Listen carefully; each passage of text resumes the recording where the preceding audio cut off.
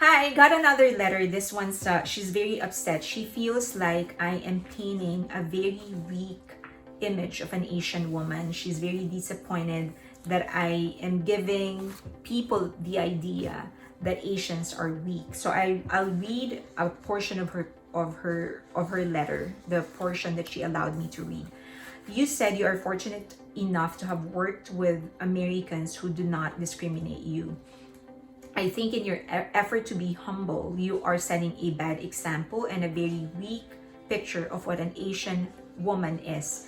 People treat you with respect because you command respect, not because you asked for it. Stop giving other people credit for your achievements. It will discourage other people, especially young Asians, to work hard. They will think that what they need to do is to get lucky or find an employer that will give them opportunities and will recognize them instead of seeking out or performing well enough to get what you want.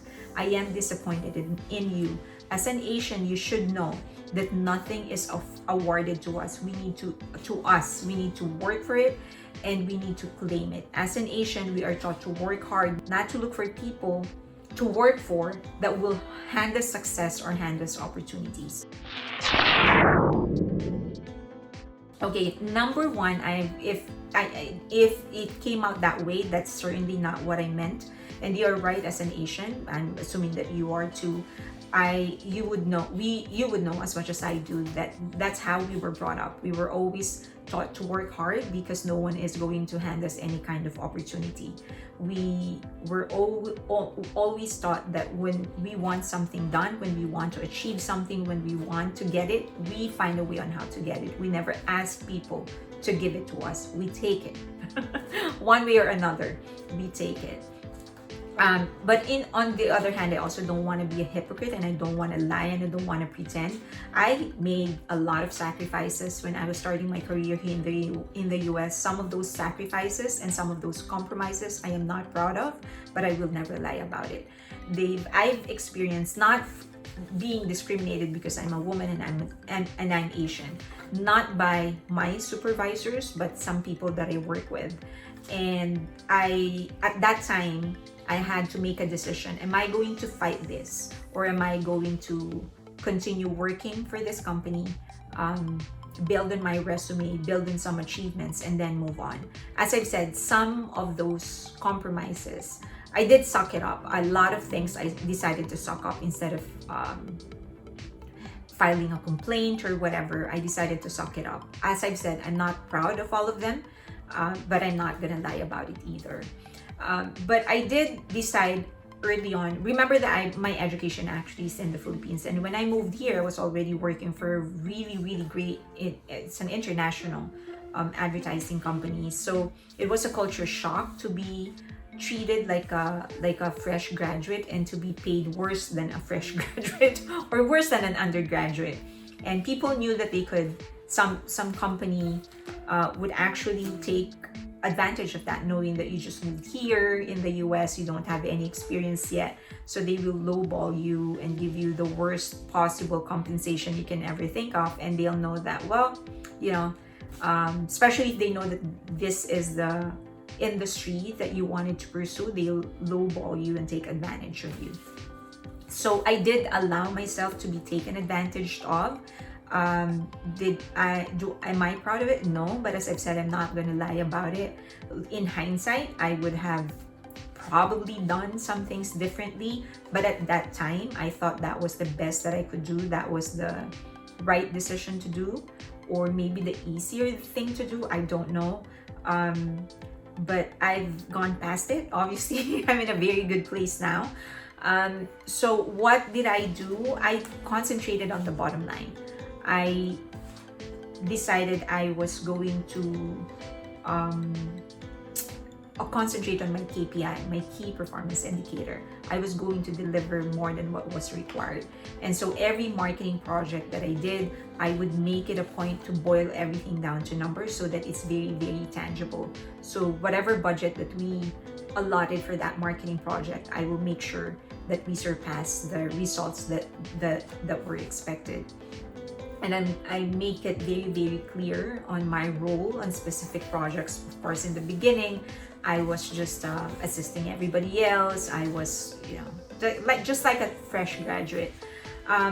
Number two, I did make it a point to sound professional. I was already at a disadvantage because I had an accent. I do have an accent. I still have an accent, and I don't think it's gonna go anywhere. I grew up and I was educated in the Philippines, and so I always sound like you know what this is Filipino accent. So that was already a disadvantage to a lot of people because they automatically know this was not educated. She's not educated here in the US. And so I just made it a point to be very careful in how I speak. I would try to be very, very polite. I was picky with my words. I would not use street jargons. I will substantiate all of my claims. So when I say something, I will make sure that it's backed up by hard data or facts or research. And I did not talk excessively. I will make my statements succinct. So I will say my point and defend it and substantiate it and move on. So as professional as I could sound, what I did was to actually choose like the people that, how there are some people, speakers or journalists or TV personalities that you feel talk very, very eloquently and you like how they talk. I tried my very best to pick up the good parts, the good things about how they talk and how they present themselves, and I tried to copy that. That's how I trained myself to sound professional at work. I also treated others the way that I wanted to be treated. I feel like that's really the best way I could brand myself. So if I wanted to be talked with like I'm a Harvard graduate, then I would talk to somebody like they are a Harvard graduate. So I treated them the way that I would like to be treated.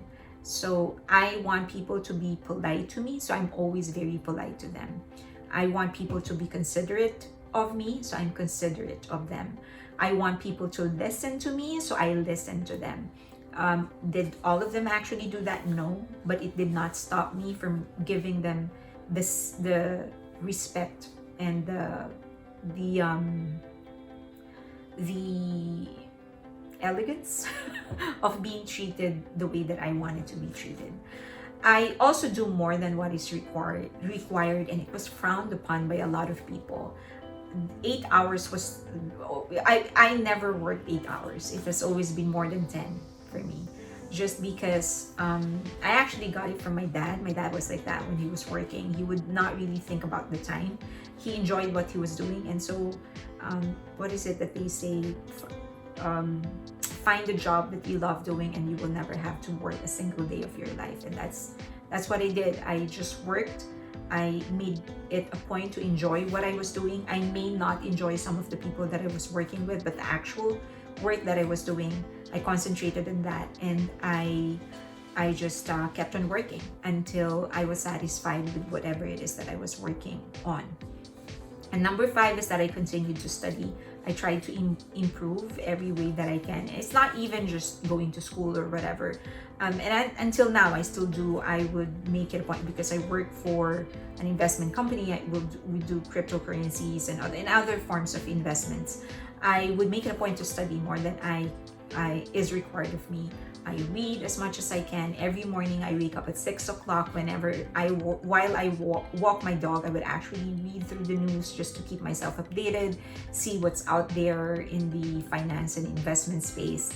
And I try to reach out whenever we go to conferences. I try to reach out to as many people as I can, talk to them, ask them what they do, just explore and continue to grow.